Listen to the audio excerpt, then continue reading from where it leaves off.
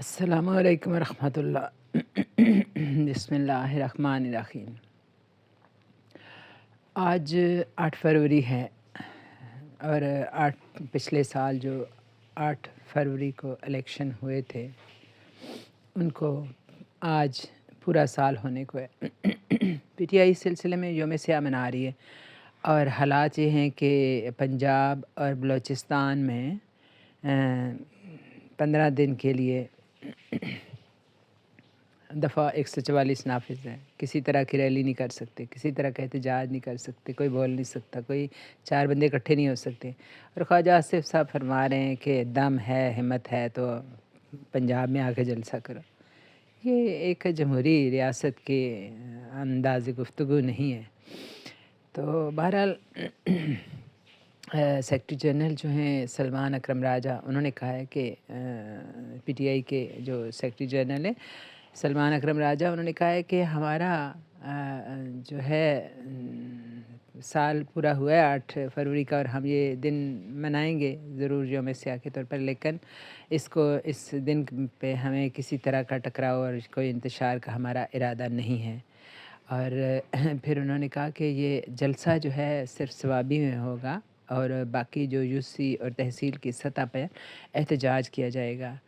اور پھر انہوں نے کہا کہ مولانا فضل الرحمان کے متعلق سوال پر انہوں نے کہا کہ ہمیں امید ہے کہ مولانا جو ہیں وہ عوام کے ساتھ کھڑے ہوں گے، لیکن پی ٹی آئی جو ہے وہ عدلیہ اور آئین کے لیے اصول پر کھڑی ہے اور جو چلتا ہے ہمارے ساتھ چلے ورنہ ہم اکیلے ہی چلیں گے۔ تو جنید جو ہیں جنید اکبر پی ٹی آئی کے پی کے کی صوبائی جو سطح کے صدر مقرر کیے گئے حال ہی میں، انہوں نے کہا ہے کہ ہم جو ہیں ریاستی جبر کے ساتھ کٹھ پتلی حکومت کو ہم پہ مسلط کیا گیا ہے اور اسے قوم کی پذیرائی حاصل نہیں ہے، نہ ہی اسے دنیا مانتی ہے۔ 4 دیواری کا تقدس پامال کیا جا رہا ہے، گرفتاریاں ہو رہی ہیں۔ امید تو ہے کہ پنجاب سے لوگ آئیں گے، لیکن اگر نہیں بھی آتے تو ہم ثوابی میں اپنے کے پی کے کی سطح پر بہت بھرپور جلسہ جو ایک تاریخی جلسہ ہوگا وہ کر کے دکھائیں گے۔ پشاور سے انہوں نے بتایا کہ علی امین گنڈا پور جو ہیں وہ قیادت کریں گے اور بالاکٹ سے انہوں نے کہا کہ میں لیڈ کروں گا۔ پنجاب میں جلسے کی اجازت نہیں ملی، انہوں نے کہا جی مینار پاکستان جو ہے وہ تو سیاسی ایکٹیویٹی کے لیے نہیں ہے، حالانکہ آج نہیں بڑی لمبی تاریخ ہے کہ مینار پاکستان میں علامہ اقبال اور قائد اعظم جلسے کرتے رہے اور اس کے بعد جتنے بھی بڑے جلسے لاہور میں ہوئے وہ مینار پاکستان کے سائے تلے ہوئے۔ لیکن کہہ سکتے ہیں کہ ان کا راج ہے یہ کہ جی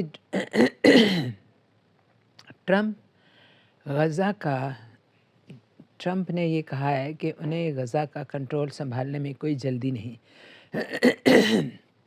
آئندہ ہفتے کئی ممالک پر جوابی ٹیرف لگانے کا اعلان کیا انہوں نے، اور روسی صدر سے وہ بات کرنا چاہتے ہیں، شمالی کوریا سے تعلقات قائم کریں گے۔ انہوں نے کہا اس سے بہت سے ممالک کو فائدہ ہوگا۔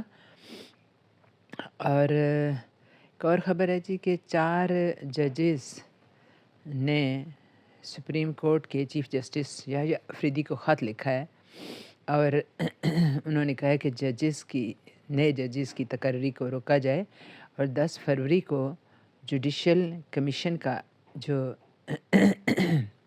اجلاس ہے اس کو مؤخر کرنے کی درخواست کی ہے انہوں نے۔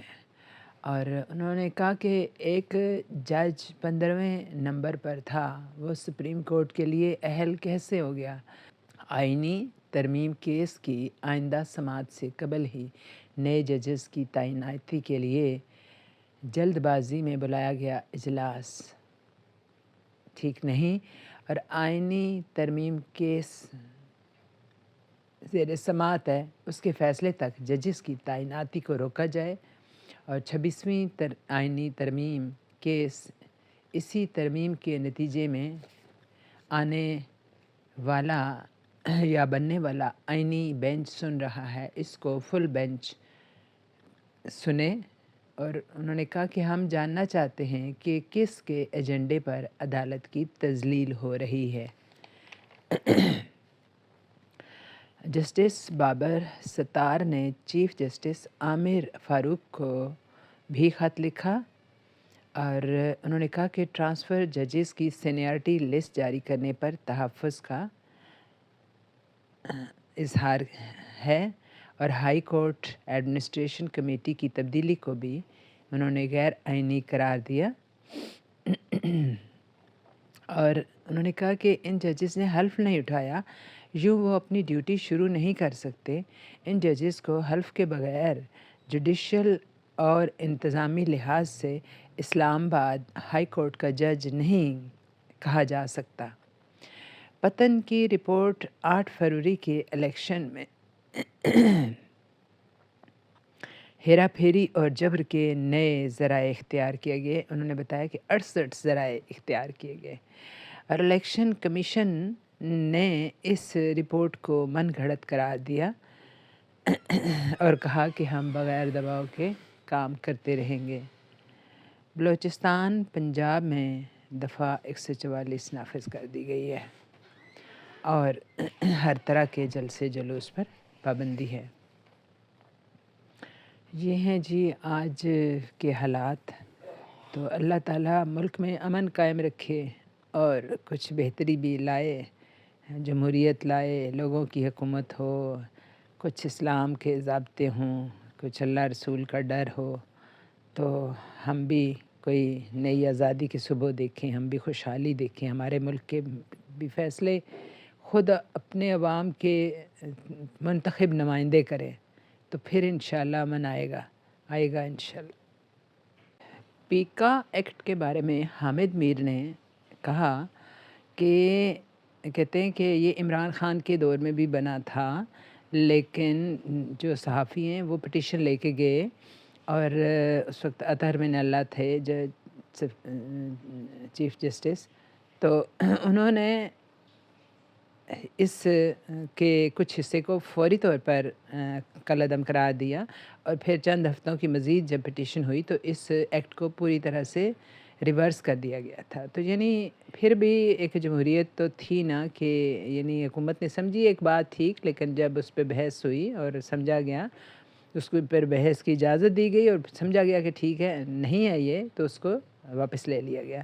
لیکن اب حامد میر نے بتایا کہ کئی دفعہ وہ پٹیشن لے کے جا چکے ہیں، لیکن یہ پیکا ایکٹ جو ہے اس کو کالعدم ابھی تک قرار نہیں دیا گیا، اور یہ پیکا ایکٹ خاص طور پر صحافی برادری کے لیے تو بہت ہی مشکل ہے، کہ یعنی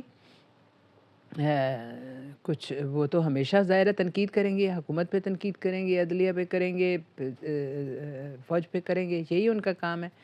اور باقی بھی جو ادارے ہوتے ہیں، باقی بھی جو عوام ایون ہوتے ہیں، ان کو بھی بولنے کی اجازت ہونی چاہیے۔ ٹھیک ہے، جو حکومت کے ایک تو حکومت خود مختار ہوتی ہے، پھر یہ ہے کہ اس کے جو اچھے عمل ہوں گے وہ ایک سمجھ بوجھ رکھنے والے لوگ جانتے ہیں کہ وہ کیا ہیں اچھے عمل، اور ان کو کوئی چھیڑتا نہیں ہے، نہ کوئی ان کے اوپر بولتا ہے، اور اگر چند لوگ بولیں گے بھی تو ان کی کوئی نہیں سنے گا۔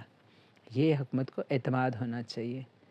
تو اللہ ہمارے ملک پہ رحم کرے اور تھوڑا آزادی رہے لوگوں کو۔ سب لوگ سمجھدار ہیں، اور کوئی بھی ایسے غلط اقدام کی حمایت نہیں کر سکتا۔ اگر کوئی چند لوگ غلط چیز کے بارے میں بولیں گے بھی تو اس کی کوئی بھی حمایت نہیں کرے گا، یہ یقین ہونا چاہیے حکومت کو۔ کام کرنا چاہیے ان کو صحیح اعتماد کے ساتھ۔